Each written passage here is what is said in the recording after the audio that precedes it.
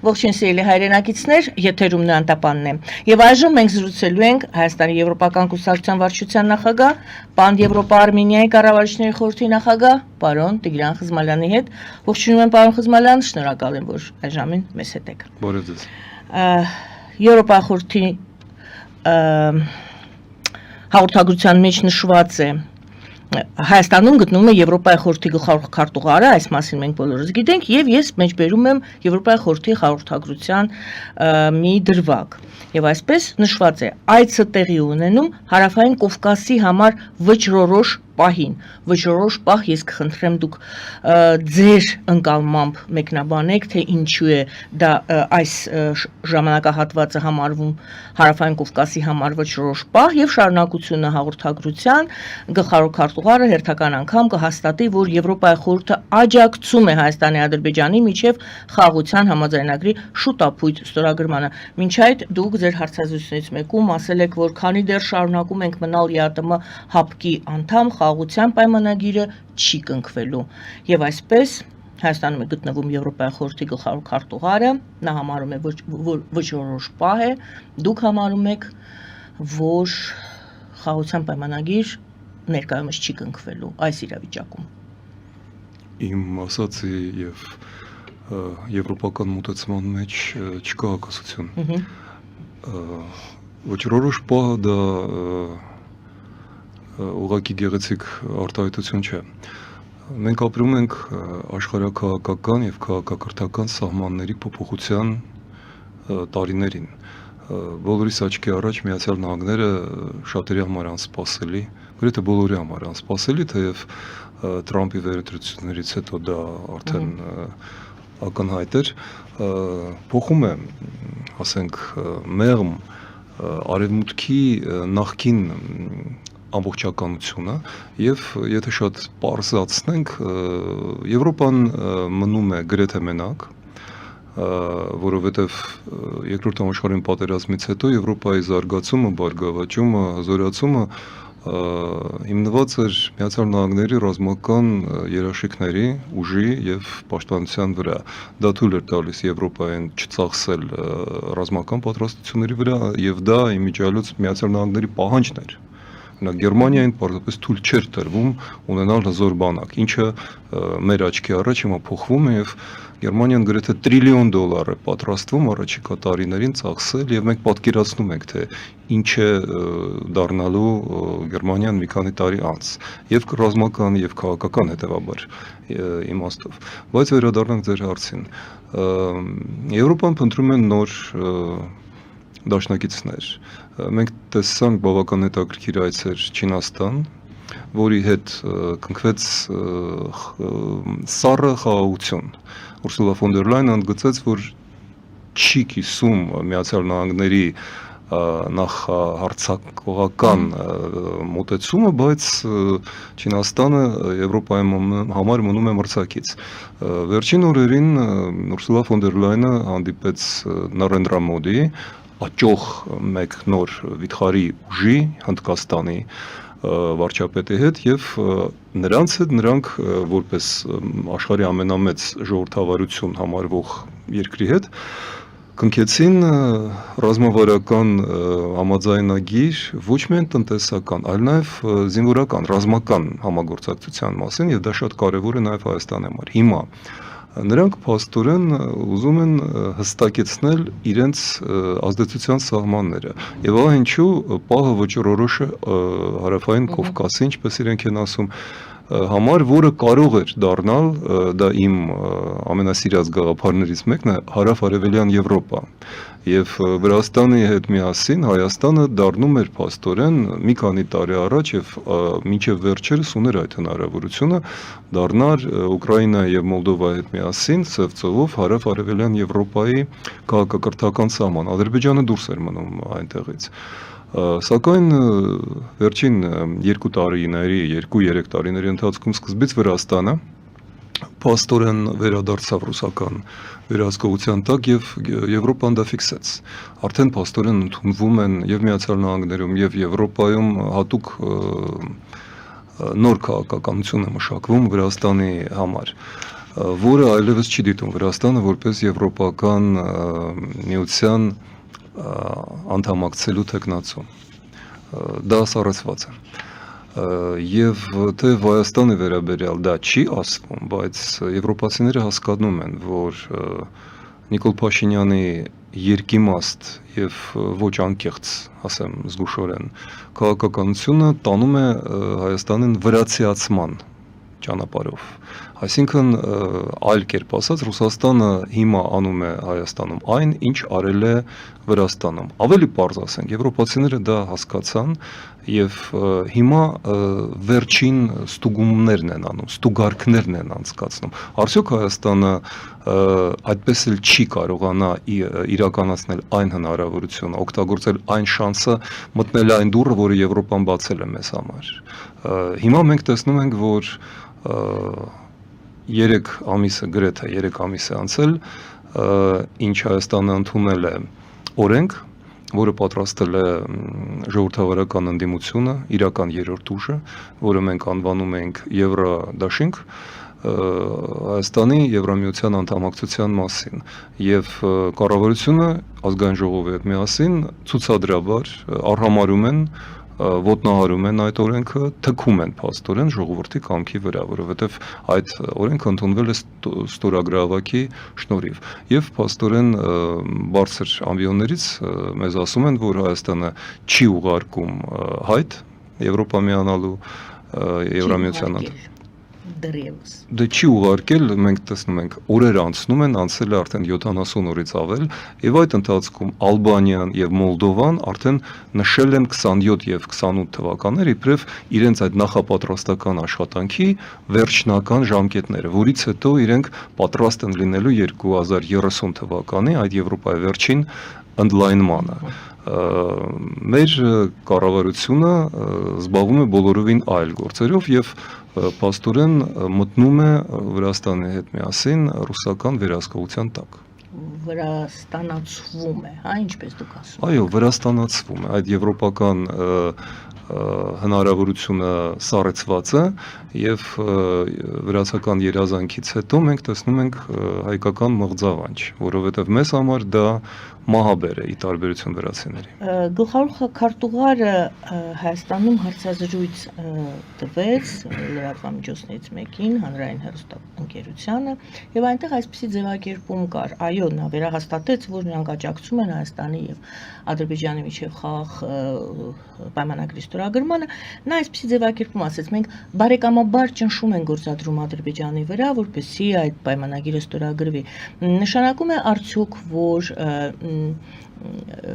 ընդգծվում է, որ գնդակը Ադրբեջանի խաղադաշտում է, գնդակը Ադրբեջանի ձեռքում է եւ Ադրբեջանը չի ցանկանում։ Ոչ, իրենք դա չեն ասում։ Կատարվեց ամենավատը։ Այն, որ եթե Հայաստանը կարող էր դիտվել Ուկրաինայի, Վրաստանի, Մոլդովայի հետ միասին այդ քարյակ դեպի Եվրոպա գնացող, ապա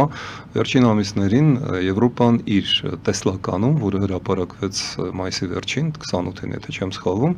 Հայաստանը նշում է Ադրբեջանի հետ մեկտեղ մի խմբում։ Եվ փաստորեն վերջերս Գերմանիան Ադրբեջանի հետ կնքեց նոր էներգակիրների գնման մասին պայմանագիր, սա է այն լծակը, որը Եվրոպան օգտագործում է Ադրբեջանին սանձելու համար։ Այսինքն եվրոդիտորդները դա ֆիզիկապես լծակ է, այո, եւ տնտեսական լծակը, որը բավական արդյունավետ է, որպեսզի ասեմ այսպես, եթե ոչ թե կանխվի, այլ գոնը վերահսկվի եւ մի փոքր փափկացվի այդ վտանգը։ Բայց Եվրոպան նաեւ հասկանում է, որ եթե դա չեն հասկանում Հայաստանում ըստ երևույթի, եթե Հայաստանը մնա այս ռուս-թուրքական, ռուս-թուրքա-ադրբեջանական տարածաշրջանային ձևաչափում, ապա ոչինչ, ոչ մի Եվրոպա եւ ոչ մի Միացյալ Նահանգներ չեն կարողանա առաջիկա տարիներին պաշտպանել Հայաստանը, որովհետև Ռուսաստանի ու Ադրբեջանի գլխավոր ռազմավարական նպատակը Հայաստանի վերաբերյալ դեռևս լուծված չէ։ Դա այն չարաբաստիկ Զանգեզուրյան միջանցքն է։ Այո, իրենք գտնում են շրջանցիկ ճանապարհներ Իրանի հետ, բայց Իրանը չի կարող պաշտպանել Հայաստանը ռուս-թուրք-ադրբեջանական անեքսիայի դեպքում։ Եվ այդ անեքսիան կարող է լինել ոչ միայն ռազմական, այլ նաև գտնի այլ ձև, այսինքն պարզապես ճնշում, տնտեսական, դեմագոգիկ ինչ-որ քաղաքական բացատրություններ եւ սուվերենիտետի զիջում, որը կբերի Հայաստանի համար, մեր պետականության համար մահաբեր հետևանքների։ Խաղաղության պայմանագրի մասին շարունակենք զրուցել, ես նույնիսկ հիշեցնում եմ ձեր այդ ձևակերպումը, որ քանի դեռ շարունակում ենք մնալ ԵԱՏՄ-ում եւ հապկում խաղաղ պայմանագիրը չի կնքվի, հարցը արդյոք Հայաստանին պետք է խաղաղ պայմանագիր, Ադրբեջանին պետք չէ, եւ երկրորդը իսկ ինչից է կախված ձեզ խաղաղ պայմանագրի ստորագրումը, եթե այնուամենայնիվ դուք պատասխանեք, որ այո, խաղաղ պայմանագիրը պետք է։ Մեզանում ընդունված է վերցնել ինչ-որ մի թուղթ կամ մի կտոր, չգիտեմ ինչի, եւ ձեռքում պահած ցույց տալ դարձնել դա ֆետիշ։ Ուրեմն Հայաստանին պետք է ոչ թե խաղաղության պայմանագիր, Հայաստանին պետք է խաղաղություն, եւ դրանք երկու տարբեր բաներ են։ Խաղաղության պայմանագրեր համաշխարհային պատմությունում հարյուրավոր են, որոնք հաջորդ իսկ օրը կամ 1 տարի կամ 2 տարի անց աղբամանն էին նետվում, որովհետեւ խաղաղությունը եւ խաղաղության պայմանագիրը սխալ հերթականությամբ են հասկանում Հայաստանում։ Խաղաղության պայմանագիրը դա խաղաղության հետևանքն է, այլ ոչ թե խաղաղությունն է հետևանքը խաղաղության պայմանագրի։ Խաղաղությանը մենք կարող ենք հասնել միմիայն ուժերի, քաղաքական, տնտեսական, ռազմական ուժերի հավասարակշռության դեպքում։ Այլ կերպ որևէ թուղթ, որևէ ֆետիշ մեզ չի փրկի։ Դա վայրի ցեղերի ծիսակատարական պարեր են գրակի շուրջը։ Իսկ հավասարակշռությունը Ադրբեջան, Թուրքիա, Պակիստան, Ռուսաստան այս քարյակի հետ մենք կարող ենք ավելացնենք նաև Իսրայելը ստեղծված իրավիճակում հնգյակ Ադրբեջանը ոչ ոքի հետ որևէ խնդիրներ չունի նաև Եվրոպայում։ Ինչպես ասում են, ոչ ոքի ոդկը չի տրորել, բացի Ֆրանսիայից, բայց մենք դա էլ չենք օգտագործում։ Հայաստանը միայնակ է այստեղ, եթե չանի ամենակարևորը հանուն խաղաղության, եթե չդառնա այլ դաշինքի անդամ։ Ահա ինչու ես պնդում եմ, որ ԵԱՏՄ հապկ այդ մեռածին կառույցների մեջ մնալով Հայաստանը փաստորեն ոչ մի խաղաղություն չի ստանա, ինչպես չստացավ ոչ պաշտպանություն, ոչ աջակցություն, ոչ զենք, ոչ փող, ոչ մի բան։ Հայաստանը այնտեղ միայն կորցրել էր, կորցնում է եւ շարունակելու է կորցնել։ Թարմօրինակ պարզվեց, որ ԵԱՏՄ-ն գրեթե 2 անգամ գումար շատ է տանում Երևանից կամ վերադարձնում է այդ Հայաստան ԵԱՏՄ պայմանագրով եւ ես չեմ հասկանում այդ ինչով են այդքան բարձենում մեր տնտեսական բլոկի եւ կառավարության անդամները ասելով որ ԵԱՏՄ-ի մեջ մնալը մեզ խիստ ձեռնտու է։ Ուրեմն ասածս շատ պարզ է։ Եթե մենք չենք անդամակցում Եվրոպային, Եվրոմիությանը եւ չունենք ՆԱՏՕ-ի անդամակցելու հեռանկար, ապա ոչ մի բան եւ նույն Եվրոպան ու ՆԱՏՕ-ն մատը մատին չեն կպցնի, որ պաշտպանեն Հայաստանին, որը առ այսօր մնում է Եվրոպայի եւ ՆԱՏՕ-ի համար թշնամական տնտեսառազմական կամ ռազմատնտեսական, ռազմատնտեսաքաղաքական դաշինքի անդամ։ Ահա ինչ խաղ է խաղում Հայաստանի կառավարությունը եւ դա ունի ընդամենը մեկ նպատակ՝ պահպանել իշխանությունը համաձայնեցնելով այն Մոսկվայի հետ։ Սա է տարիներ շարունակ տասնամյակներով քաղաքական կյանքի հիմնական բովանդակությունը Հայաստանում այն էր, որ ստանալ իշխանությունը պահպանելու վերընտրվելու համաձայնությունը Մոսկվայից։ Հիմա դրանով ցավոք սրտի զբաղված է քաղաքացիական պայմանագիր կուսակցությունը։ Դուք նշում եք, որ Հայաստանը ներկայումս արդեն Ռուսաստանից մեծանում է քաղաքական կախվածությունը Հայաստանի Ռուսաստանից։ Դա ակնհայտ է, որովհետև եթե տնտեսապես Հայաստանը հանգապատկել է իր ապրանքը շրջանառությունը մի կողմից եւ եթե ինչպես Հայաստանի տնտեսության նախարարն է ընդունում, հայտարարում, մենք ավելի շատ վճարում ենք, քան ստանում ենք, ուրեմն այդ կախվածությունը ակնհայտ է, դա ստրկություն է, դա այլ կերպ դա գաղութացում է, այսինքն կառավարությունը 7 տարվա մեջ չկատարեց գլխավոր նպատակը, որի համար Հայաստանը ընտրում էր նրանց, դա ապագաղութացումն էր, ժողովուրդը միգուցե չէր կարողանում արտաբերել այդ գաղափարը, բայց հույսը Փաշինյանի հետ կապված, ոչ թե փոխել Սերժին, այլ փոխել այն համակարգը, որում Հայաստանը ճահճանում էր եւ չէր զարգանում։ Հիմա մենք պաստորեն վերադառնում ենք այդ նույն իրավիճակին, երբ որ մենք չենք զարգանում, երբ որ ներդրումներ չկան, երբ որ մարդիկ պատրաստվում են արտագաղթի, եթե եվրոպական հեռանկարները չբացվեն, երբ որ Ռուսաստանը էլ ավելի է խորասուզվում պատերազմի, մղձավանջի եւ ճգնաժամի մեջ եւ այդ առումով մենք մնում ենք մենակ ռուս-թուրքական դաշինքի առջև։ Դուք գրում եք Լարսը անցնում է ռուսական վերահսկողության տակ։ Ես սխալվեցի, ես պետք է գրեի Սադախլոն ինչպես եւ Լարսը արդեն անցել է ռուսական վերահսկողության տակ։ Հիմա ռուսական վերահսկողության տակ անցել է նաեւ Սադախլոն եւ ես 2 տարի առաջ ամռանը 2023 թվականը, երբ ինձ կանգնացրեցին Սադախլոյում, Բագրատաշենը ես անցա եւ Սադախլոյից ինձ 3-4 ժամ պահելուց հետո հետ ուղարկեցին, ասելով որ եվրոպական կուսակցության նախագահ չի կարող մտնել Վրաստան, փաստորեն դա քաղաքական պատճառ էր։ Ես հասկացա, որ ինձնից հետո գալու են բեռնատարների հերթը։ Եվ հիմա մենք տեսնում ենք, որ դա այդպես է, որովհետև ռուսները սկզբից վերահսկում էին քաղաքական անցուդարձը հայ-վրացական սահմանին եւ Վրաստանում դա շոկ առաջացրեց, ընդհանուր մինչեւ խորհրդարանական քննարկումներ էին իմ համեստանձի վերաբերյալ, որտեղ իրենք հասկանում են վտանգը։ Ինձից հետո Խառատյան Արսենը իրավունք զրկվեց Վրաստան մտնելու իրավունքից, որտեղ նա ապրում էր եւ աշխատում էր, բայց հիմա մենք հեչ ֆուրաներն են հիմա կանգնում եւ դա վրացիների իհարկե կամաճուկը չէ, Վրաստանին դա պետք չէ, դա ռուսներին է պետք, որոնք հիմա մեզ հետ տնտեսական առումով կռվում են վրացիների ձեռքով, ինչպես որ ռազմական առումով կռվում են ադրբեջանցիների ձեռքով։ Այսպես են ռուսները հիմա գործում Հայաստանում։ Սա նոր տեսլական է, սա Կիրիենկոյի մոտեցումն է։ Կիրիենկոն մտավ որպես ղեկավար ռուս հայկական այս նոր ստեղծվող հարաբերություններում եւ մենք տեսնում ենք դրա առաջի պատողները։ Այսինքն այնինչ կատարվում է այսօր Լարսում, այնինչ կատարվում է հայկական ուղեբեռների հետ, դուք համարում եք դա քաղաքականության մաս է, քաղաքական, ոչ թե տնտեսական, որտեղ վրացիներից ոնց որ թե մենք դեռ պատասխան համենայն դեպս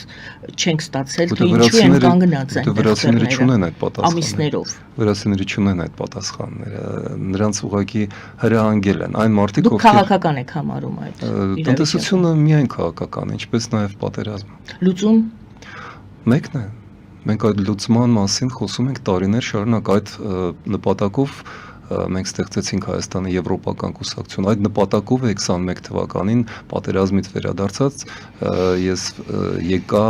Փաշինյանի հետ քննարկելու այդ մեկ հարցը Հայաստանի անդամակցումը Եվրամիություն եւ կարծես թե այս տարվա մարտի 25-ին մենք հասանք կարևոր մի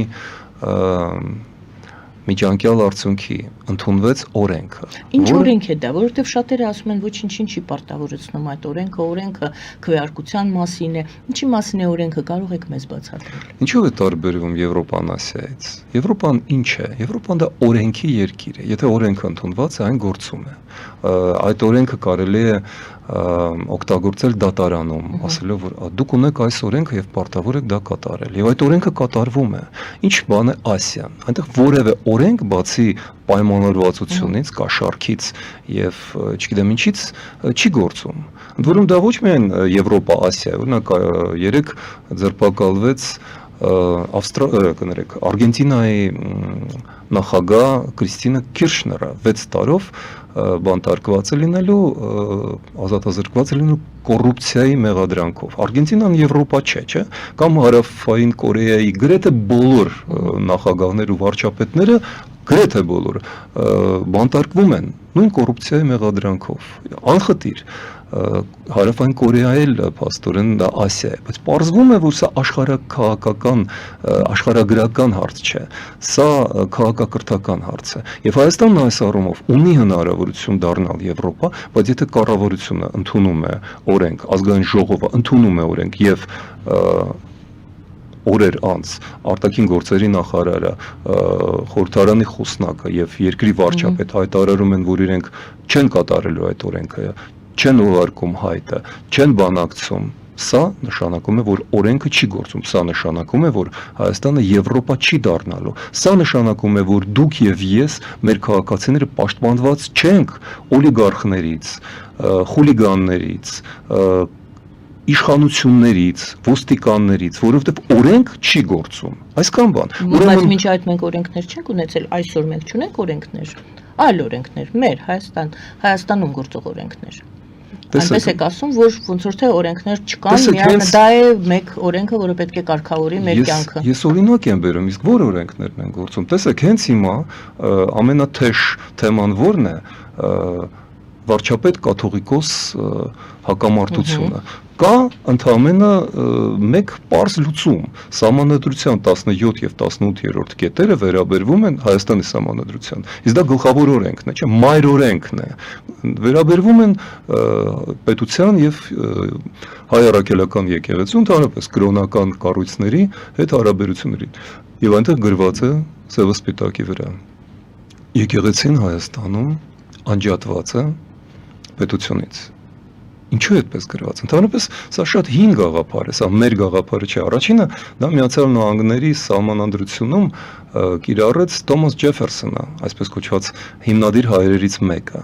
Եվ Աստված, եկեղեցի այդ գաղափարները չկան ամերիկյան սահմանադրության մեջ։ Դոլարի վրա գրված է, մենք հավատում ենք Աստծուն, բայց սահմանադրության օրենքի մեջ դա չկա, որովհետև դա ձեր խղճի գործն է, դա ազատություն է,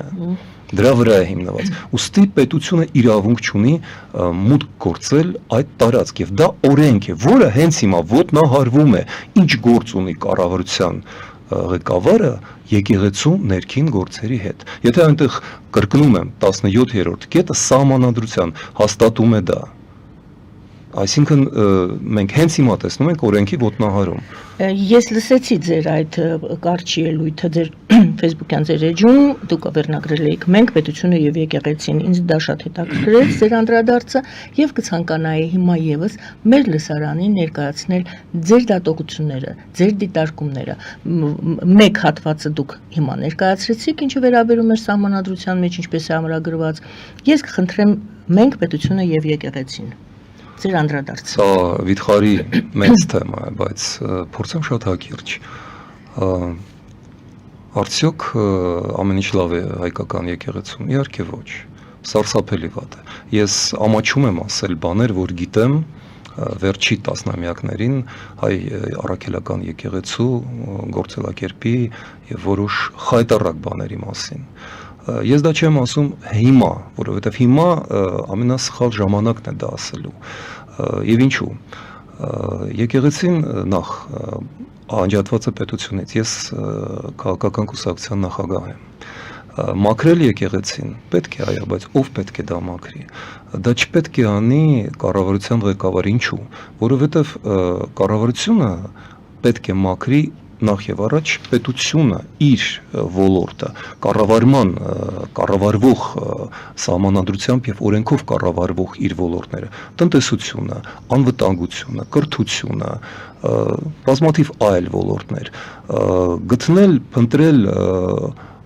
օտար գործակալներին ու չասելով որ դրանք ռուսական գործակալներին եկեղեցուն դժվար չէ։ Ես շատ բան կարող եմ այդ մասին պատմել, բայց գիտեք ինչ, երբ որ այդ մասին խոսում են մարդիկ, ովքեր չեն կատարել 7 տարվա մեջ որևէ նման գործ իրենց ոլորտներում եւ ծախողել են բոլոր այն արշավները, որ սկսել են։ Մենք բոլորս հիշում ենք, ինչպես էր կատարվում վեթինգը դատարանների։ Վարչապետը 19 թվին էր, հա, կարծեմ, կանչել էր բոլորին շրջափակենք դատարանները եւ որոշ դատավորները պատուհաններից էին մտնում կամ դուրս գալիս։ Եվ ինչին դա բերեց։ Մենք կատարեցինք այդ վեթինգը, այդ անհրաժեշտ լուստրացիան, ոչ։ Դատարանները ինչպես եղել են, այդպես էլ մնում են կառավարության վերահսկողության տակ։ Մենք չունենք անկախ դատարան եւ դա նշանակում է, որ մենք չունենք ժողովրդավարություն, որովհետեւ օրենքը նորից մնում է հեռախոսից, բջջային հեռախոսից կախված, SMS-ից կախված եւ այլն։ Մենք չունենք բանակի եւ հատուկ ծառայությունների կարևորագույն ոլորտներում անցկացված լուստրացիա, ինչպես ռուս գործակալները, ռուսական կրթություն եւ մտածելակերպ կրող մարդիկ աշխատել են այնտեղ, հիմնականում այդպես էլ ամեն ինչ մնում է։ Բանակը մնում է կիսագողական,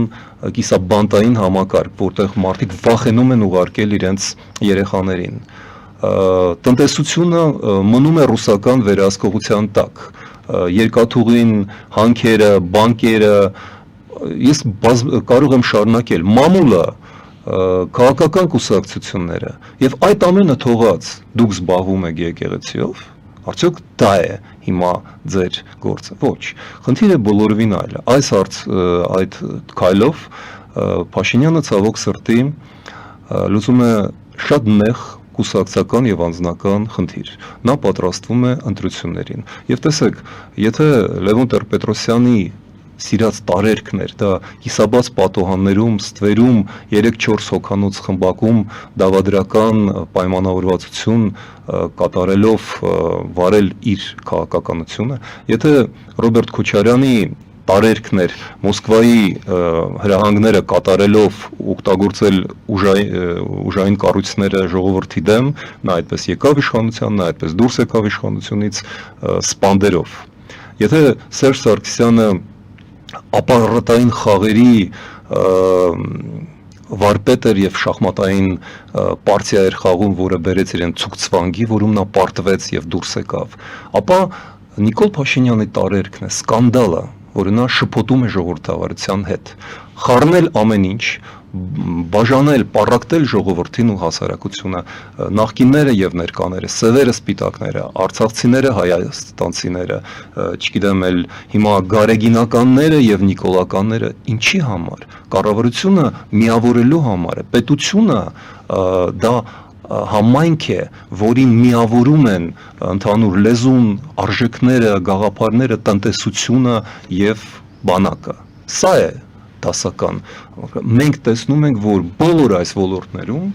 Նիկոլ Փաշինյանը 7 տարի շարունակ զբաղվում է պառակտմամբ։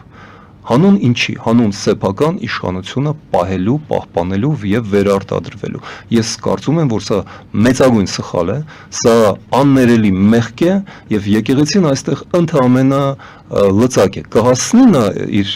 հայտարարված նպատակին, իհարկե ոչ։ Նա կհասնի ճիշտ հակառակին։ Եկեղեցին կուժեղանա, Գարեգին երկրորդը կստանա անսպասելի նվեր հազարավոր մարդկանց աջակցությունը, որը չէր լինի, որովհետև նրա վարկանիշը մեղմ ասած անչափ ցածր էր, բայց հիմա այդ բողոքական ալիքը մարդիկ, որոնք զգում են անվստահություն, անորոշություն եւ չեն համաձայնվում այս իրավիճակի հետ, իրենք փնտրելու են որևէ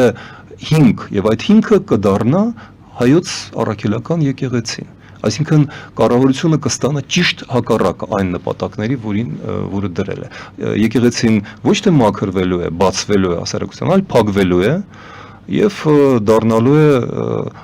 նույն օտար ուժերի ել ավելի արդյունավետ գործիք։ Կա նաև այսպիսի տեսակետ, որ դուք ուժեղացման տարբերակը ներկայացրեցիք, երկրորդ տարբերակը հիասթափությունն է։ Առաջինը հիասթափություն եւ կաթողիկոսի անձով պայմանավորված եւ երկրորդը հիասթափություն իշխանությունների կամ հենց նույն Փաշինյանի եւ լուծումը առաջարկվում է երկուսն էլ պետք է վայր դնեն իրենց լիազորությունները եւ Փաշինյանը եւ կաթողիկոսը։ Այս տարբերակն էլ է քննարկվում։ Այս սա է այն, ինչ ես անվանում եմ ռուսական նոր մոտեցում, սա է Կիրիենկոյի մոտեցումը։ Կիրիենկոն, որի իրական ազգանունն է Իսրայելի դիմիջալոց, դա Վիկիպեդիայում է գրված, ես չգիտեի, նա շատ հմուտ քաղաքական գործիչ, նա վարչապետ էր եղել, նա ոչ միայն ղեկավարում էր Ռոսատոմը, շատ հետաքրքիր է, որ նա ղեկավարում էր Ռուսաստանի հարաբերությունները Թաթարստանի եւ Բաշկորտոստանի հետ այն ժամանակ, երբ որ նրանք դիմադրում էին այդ նախագահական համակարգից հրաժարվելու Պուտինի հրահանգին։ Նա Աբխազիայի հարցերով էր զբաղվում, գաղութացնելով, վերագաղութացնելով Աբխազիան, այսինքն նա ունի այս փորձը։ Եվ հիմա նա գործում է ճիշտ այնպես, ինչպես գործում էր նախկինում։ Նա թելադրում է, նա կազմակերպում է ինչը Հայաստանի պառակտումը 3000 տարի առաջ Դարիոս արքան, պարթևական կայսրը, ասել էր, որ հայերին հնարավոր չէ հաղթել, եթե նրանք պառակտված չեն։ Ուրեմն Բաղադրատոմսը գրված է 3000 տարի շարունակ։ Պառակտեք հայերին եւ նրանք պարտվելու են։ Հիմա մենք կատարում ենք տարբեր լծակներով իրականացվող օտար ծրագիրը Հայաստանի պառակտում եւ ցավոք սրտի այդ արշավը գլխավորում է Հայաստանի վարչապետ Փաշինյանը։ Մնում է մեկ հարց եւս ուղեմ ձեզ, դա Փաշինյանի խաղն է, թե Փաշինյանը այս դեպքում գործիքն է, դուք նշում եք Կիրիենկոին։ Երկուսն էլ, որովհետեւ մայիսի 9-ին գնալով Մոսկվա Փաշինյանը փաստորեն լուծում էր իր իշխանության մնալու հարցը։ Դրա դիմաց նա պետք է կատարի որոշ պայմաններ եւ նա հիմա այդ պայմանները փաստորեն կատարում է այսպես թե այնպես նա ստացավ համաձայնություն վերընտրվելու դրա համար եւ Քոչարյանին են վերադարձրել ռուսները քաղաքականության մեջ որտեղ իրանք շատ լավ հասկանում են որ եթե Քոչարյանը մասնակցի ընտրություններին Փաշինյանի շանսերը եւ վարկանիշ կտրուկ բարձրանում են այսինքն խառնել բոլորին պառակտել եւ հակադրել բոլորին այս սա է այդ ռուսական քաղաքականությունը, որը թուլացնում է բոլորին, թուլացնում է Հայաստանը, բայց որի ընթացքում Փաշինյանը հույս ունի կամ խոստում ունի, որը դեռ չի կատարվել, մինչև 26 թվականի հունիսի 7-ը, որ նրան չեն խանգարի վերընտրվել։ Այսինքն նա եւ գործիք է, եւ ինքը փորձում է համատեղել իր շահը այս բարդ եւ շատ հակապետական խաղում։ Այստեղ պարզապես չի կարելի չնկատել, որ նաև Ադրբեջանից են լսվում ձայներ ուղղված մեր եկեղեցուն եւ մասնավորապես հիմա արդեն նաև կաթողիկոսին, այսինքն ինչպես եւ չգիտեմ տեղին է թե ոչ այս համեմատությունը, ինչպես եւ եվրոդիտորդների նկատմամբ եւ Զախարովան էլ հաստատեց, որ Ռուսաստանի եւ Ադրբեջանի տեսակետները համընկնում են եւ նույն մտահոգություններն ունեն, հիմա ստացվում է, որ մեր եկեղեցու եւ կաթողիկոսի հարցում եւս Ադրբեջանը եւ Ռուսաստանը հիմա նաեւ Փաշինյանը միասին են գործում, այդպես է ստացվում։ Ես հիշեցի ռուս վտարանդի բանաստեղծ Նոբելյան մրցանակի դափնեկիր Յոսիֆ Բրոդսկու մի ծիծաղաշարժ հայտարարությունը նրան ասել են մի անգամ դուք լսել եք Եվտուշենկոն հոդված է գրել սովետական միությունում իսկ Բրոդսկին արդեն Ամերիկայում էր որ նա դեմ է կոլխոզներին եւ Բրոդսկին ասեց, եթե Եվտուշենկոն դեմ է, ես կողմ եմ կոլխոզներին։ Ինչ է սա նշանակում։ Սա նշանակում է, որ եթե Ադրբեջանը եւ Ռուսաստանը հիմա մեղադրում են ինչ-որ բաներ, թիրախավորել են հայկական եկեղեցին, ուրեմն մենք հիմա պետք չէ որ թիրախավորենք դա, որովհետեւ շատ տարօրինակ դաշինք է ստացվում Պուտին, Ալիև եւ Փաշինյան։ Եկեք փորձենք չխառնենք թացն ու չորը։ Սև ու սպիտակը, երբ որ խառնվում է, ամեն ինչ դառնում է մոխրագույն, գորշ։ Գորշ։ Շնորհակալություն, Գովազդ եմ հայտարարում եթերում, պարոն Խզմալյան, Գովազդ է եթերում, սիրելի հայրենակիցներ, հեռախոսազանգերը ես տեսնում եմ, անպայման կընդունեմ այն ձեր հարցերը, որպեսզի հնարավորություն տամ ուղղեք մեր հյուրին, Գովազդ է եթերում։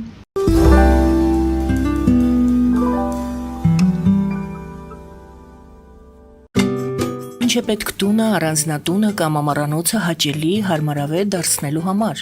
Ճիշտ ընտրած կահույք, օրիգինալ դեկորներ, հյուրերին ընդունելուց գեղեցիկ սպասք, գուցե նոր սփռոց։ 60-ից ավելի ճանաչված եվրոպական բրենդների ինքնատիպ, չկրկնվող եւ մատչելի ընտրանին Fortuna Home and Country House խանութ սրահում։ նորաոճ սպասք եւ կահույք հորեկա բնագավառի համար, տեքստիլ, տնտեսական ապրանքներ, ամեն ինչ գեղեցիկ կյանքի համար։ Ընտրեք այն, ինչ վաղուց փնտրում էիք Fortuna Home and Country House-ում, ձեզ համար եւ որպես նվեր ձեր մտերիմների համար։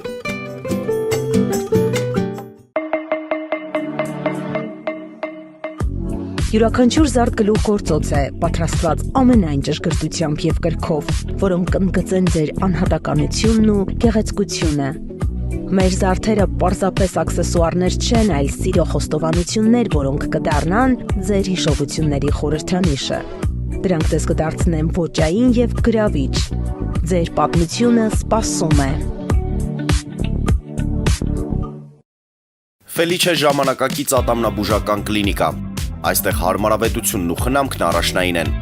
Այստեղ կիրառվում են ատամնաբուժական ամենաժամանակակից տեխնոլոգիաներ, ճշգրիտ ախտորոշում, արդյունավետ բուժում, նուրբ փորձառություն եւ անհատական մոտեցում։ Սկսած սովորական մանրուքներից մինչև առաջադեմ ընթացակարգեր, այստեղ դուք գտնվում եք բարձր որակավորում ունեցող եւ փորձառու ատամնաբուժական մասնագետների ձեռքերում։ Մեր բարեկամական եւ հյուրընկալ անձնակազմն այստեղ է յուրաքանչյուր այցը հաճելի դարձնելու համար։ Ֆելիչե Ձեր առողջ եւ ամենաերջանիկ շպիտը սկսվում է այստեղից։ Եկեք եւ բացահայտեք նորարարության փորձագիտության եւ կարեկցանքի կատարյալ համադրությունը։ Երևան շիփինգ, սենսացիա ստեղ, հա։ Այո, ճիշտ եք եկել։ Սանդրոցներ Երևան ուղարկելը $2.99 օթանավով։ Այո, Իսկ եթե դոլար ուղարկես, դոլար ստանան։ 1%, հա։ այո, Իսկ որ տանեն տուն հասցնեն, էլի 1%, հա։ 2%։ Երասը ծրիա, էլի։ Ժողովուրդ սենսացիա, ծրիա։ Նորթ Հոլիվուդ կլենդել։ Jackpot հագուստի վաճառակենտրոնը վերաբացվել է Թահանգա քաղաքում։ Նոր տեսականի, նոր արժեքներով ու նոր զեղչերով։ Եվրոպական հագուստ եւ կոշկեղեն կանանց, տղամարդկանց եւ երեխաների համար։ Օծանելիք, ճամպրուկներ, պայուսակներ, գիշերանոցներ, գոտիներ եւ դրամապանակներ։ Մեծ ապրանքատեսականի, մեծ զեղչերով։ Համեցեք Jackpot Թահանգայում։ Հասցեն 7057 Foothill Boulevard։ Հեռախոս 818 813 2252։ Jackpot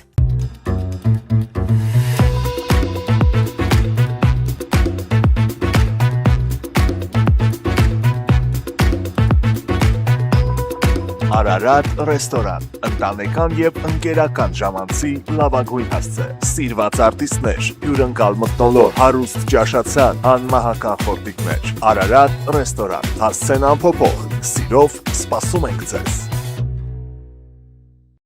Լավագույն պաղպաղակ, բնական, համեղ եւ մատչելի գներով պաղպաղակը կարող եք ձեռք բերել բոլոր հայկական խանութներում։ Պահանջեք հայկական պաղպաղակ, Թամարա պաղպաղակ։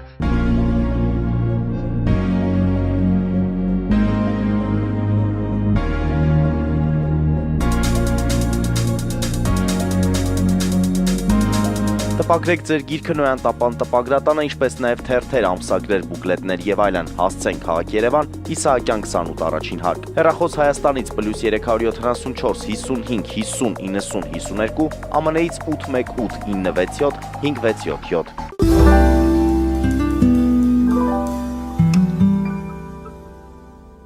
Սիրելի հայրենակիցներ, հիշեցնեմ, որ մենք զրուցում ենք պարոն Տիգրան Խզմալյանի հետ, Հայաստանի Եվրոպական կուսակցության վարչության նախագահ։ Մենք ունենք հեռախոսազանգ, ընդունենք այն։ Այո, լսում ենք ձեզ։ Այո, լսում ենք ձեզ։ Ալո։ Բարև, ուղղակի զարմանում եմ, էլի հարգում եմ Նոյան տապանը, բայց ես ուրիշ բան չհասկացա, մեկ Հարց ունեք հյուրին, հարց։ Հարց ունեմ, ուղղակի հարց ունեմ այո հույժի։ Ասեք։ Զարմանում ես էլի, ամ եկեղեցին մեր սուրբ է, իմի լավ է, կաթողիկոսը տերտետել է զեբիլ են։ Զարմանում ես էլի, ասենք, բան չես հասկանում ես ձեզ հույժից։ Ամեն տեղի, Լևոնն ապաշտպանում։ Լավ, եթե դուք ձեր չհասկանալու հետ եք կիսվում, նորից նայեք հաղորդումը, գուցե հասկանաք։ Եթե հարց չունեք, սիրելի հայրենակիցներ, ես խնդրում եմ ձեր հարցերը ուղղել մեր հյուրին։ Եթե հարց ունեք, մեծ սիրով կընդունեմ ձեր հեռախոսազանգը։ Եթե զանգահարելու եք ասելու եք ես բան չհասկացա, դա արդեն մենք ոչ մի բան չենք կարող, նորից չենք կարող հաղորդումը կրկնել։ Դու կարող եք իդեպ Patreon-ում այս հեռուստա ձեր էկրանների ստորին հատվածում մեր Patreon-ի վահանակն է, դուք կարող եք Patreon-ում դիտել մեր բոլոր հաղորդումները, որոնք ուղիղ հեռարձակմամբ են հեռարձակվում։ Եվ այսպես շարունակենք մեր զրույցը, պարոն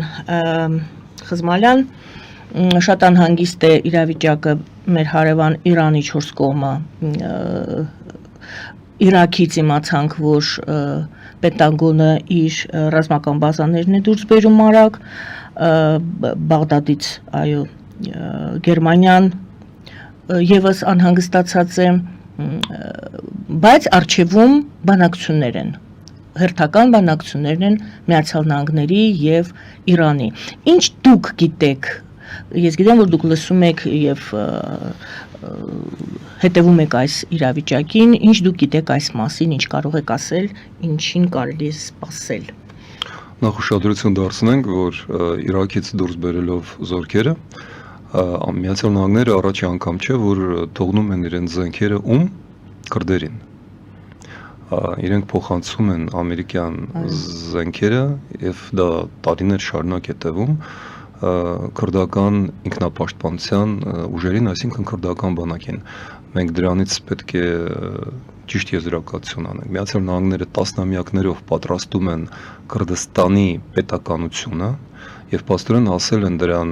հյուսիսային Իրաքում, որտեղից հիմա հանում են զորքերը, համարելով որ քրդերը արդեն կարող են վերահսկել իրավիճակը։ Այժմ նրանք պահպանում են իրենց ռազմական ներկայությունը հյուսիսային Սիրիայում, որպեսզի Սիրիայի քրդերը այնտեղ Եփրատի ձախափին կարողանան կրկնել այն, ինչ արվել է արդեն քրդերի կողմից հյուսիսային Իրաքում, եւ մենք պետք է ճիշտ գնահատենք իրավիճակը, հասկանալով, որ հաջորդիվ քրդերը այդ հարցը իրենց կտան Թուրքիայի տարածքում։ Այսինքն խաղաղություն այստեղ չի լինի շատ երկար։ Ինչ վերաբերում է Իրանին, մենք ստանում ենք իրարամերժ ուղերձներ, այո, մի կողմից Իրանի եւ Միացյալ Նահանգների բանակցությունները ընթանում են շատ ծանր, բայց վերջին ժամերին մենք լսեցինք, որ Թրամփը, որի հարաբերությունները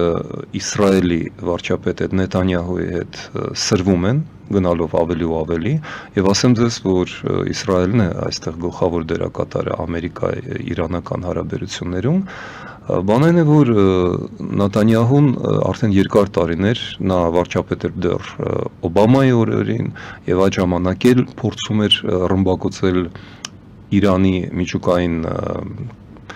կառույցները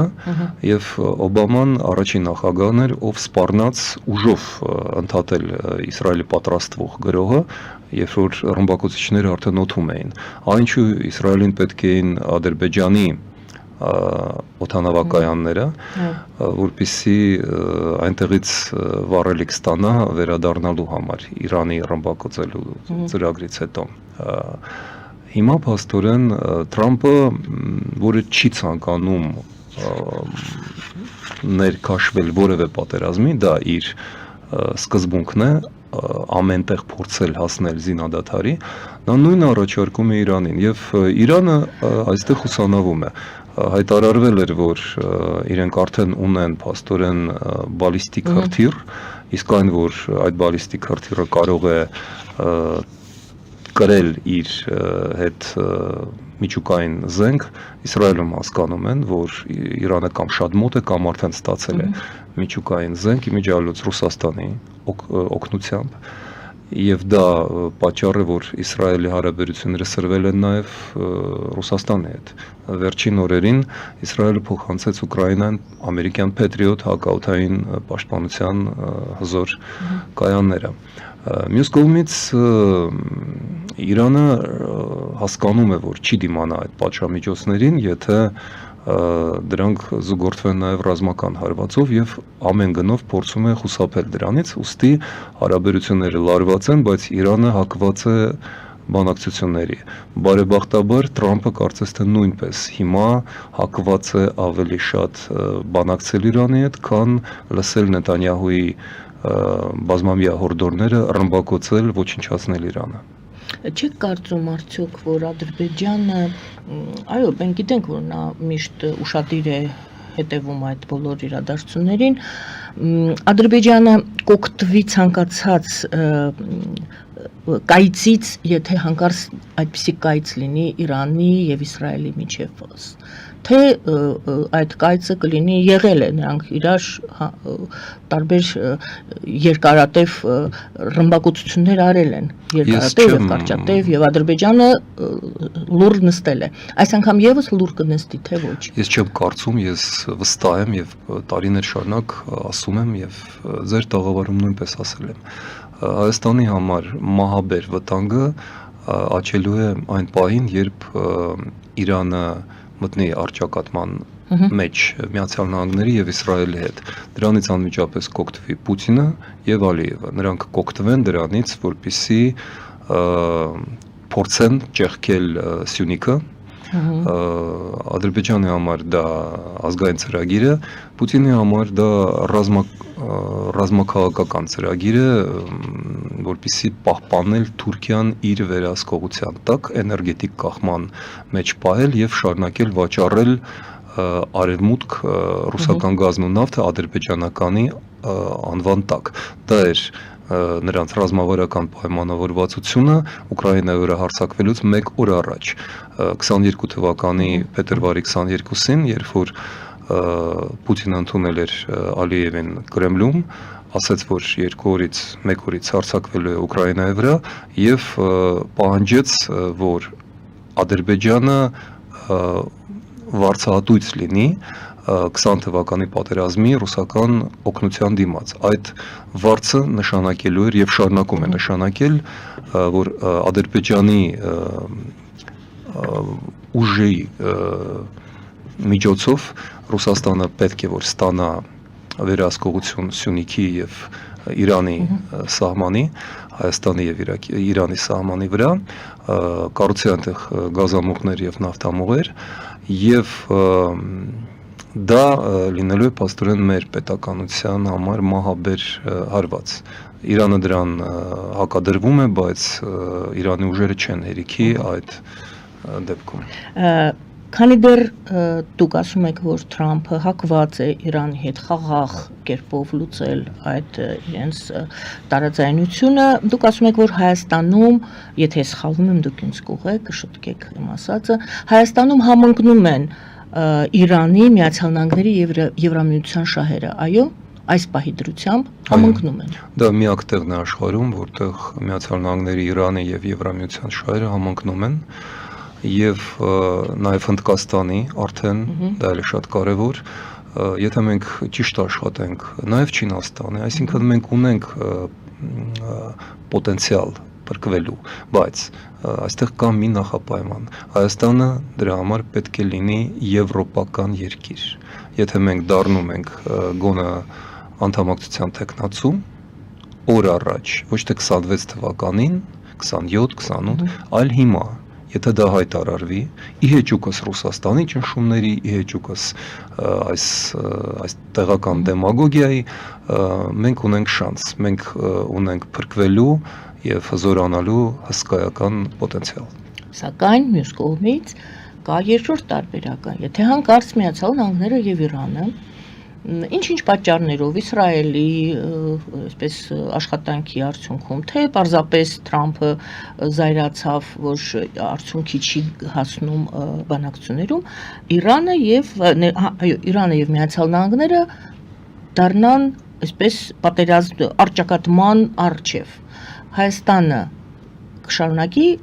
Միացյալ Նահանգները դիտարկել Հայաստանի նույն Սյունիքի միջանցքի մասին է խոսքը։ Այնպես ինչպես այսօր է, կփոխվի արդյոք քաղաքականությունը Հայաստանի նկատմամբ Միացյալ Նահանգների, թե ոչ, Հայաստան Միացյալ Նահանգներ դա մի кейս է, Միացյալ Նահանգներ Իրան մեկ այլ։ Եվ Միացյալ Նահանգները եւ Եվրամիությունը այլևս չեն կարողանա օգնել Հայաստանին, եւ դրա ապացույցն է այն, որ տեսեք նույն օրը, գրեթե նույն օրը Ֆրանսիան պատերազմող Ուկրաինայում բացում է Renault զորագույն մեքենաշինական գործարանի մասնաճյուղը,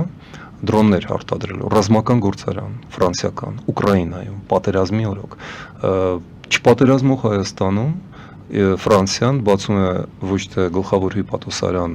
Կապանում, ինչպես որոշված էր, այլ պարզապես մշակութային ինչ-որ մի խմբակ պատվո հիպատոսի հայ ազգությամբ Գորիսում, որը ոչ մի պարտավորվածություն կամ պարտականություն իրենից չի ենթադրում իրենով։ Սա նշանակում է, որ Ֆրանսիան նույնպես շատ սթափ գնահատում է Հայաստանի կառավարության անորոշությունը, երկիմաստ քաղաքականությունը, ինչու Ֆրանսիան Ուկրաինայի հանդեպ այդքան բաց է եւ այդքան վճռորոշ ակտիվ, իսկ Հայաստանի դեպքում հայելան նման, Հայաստանը խաղ է խաղում երկու աթոռի վրա է նստում, շատ լավ, Ֆրանսիան փաստորեն լվանում է ձեռքերը, սա է նշանակում այն ինչ կատարվեց եւ թերագնահատվում է Հայաստան։ Նույնը ել ավելի հստակ Միացյալ Նահանգների դեպքում։ Թրամփը արդեն 20 թվականին լված ձեռքերը, մենք դա հիշում ենք, երբ չմիջամտեց, երբ կարող էր միջամտել, բայց գերադասեց չխառնվել, որովհետև նա փոխանցել էր այդ անուղակի պատասխանը հայտնի է, երբ նրան հայկական համայնքից հարցրել էին այս ընտրություններից առաջ, ինչու դուք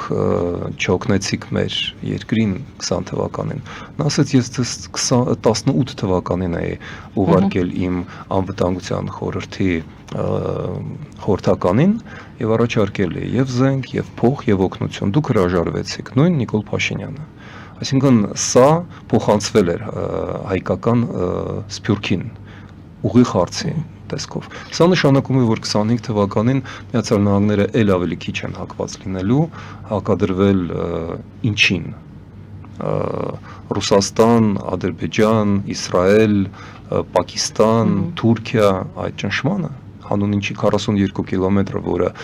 Թրամփի համար ոչ 20, ոչ 25 թվականին որևէ նշանակություն չունեին։ Սա մեզ համար է կյանքի ճանապարհ։ Մենք չկարողացանք, մինչև հիմա չենք կարողանում համադրել մեր գլխավոր ազգային շահը ոչ Եվրոպայի, ոչ Միացյալ Նահանգների հետ։ Իսկ ուրիշ դաշնակից մենք չունենք։ Բայց դեռ ամփոփում ենք այսօրվա զրույցը, բայց դեռ ամեն ինչ գործված չէ, դուք ես մեջբերում եմ եւս ձեր խոսքերից, դուք ասում եք Եվրոպան շատ պարտաճանաչ է իր ստանձնած պարտավորությունների առջև, իր ստորագրած փաստաթղթերի առջև, դրանով է պայմանավորված այն, որ նրանք գալիս են, անում են այսպիսի հայտարարություններ, շարունակում են դեպի Հայաստանը ուղղված իրենց գործողությունները եւ նույնը չի կարելի ասել Հայաստանի մասին, այսինքն Գիտեք Գայանե,